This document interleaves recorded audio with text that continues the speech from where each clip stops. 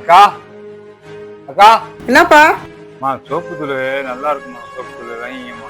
எவ்வளவு? 100 ரூபாம்மா. 50 ரூபான்னு கொடுத்தா கொடுங்க. அம்மா 100 ரூபா தாம்மா. இல்லப்பா 50 ரூபாண்டா கொடுத்துட்டு போங்க.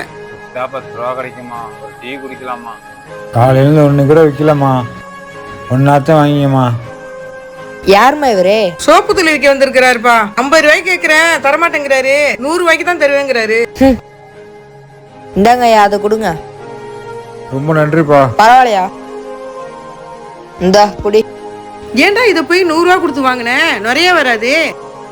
ஏம்மா, அப்போ 50 ரூபா கொடுத்து வாங்கினா மட்டும் நரம் வந்துடுமாம்மா?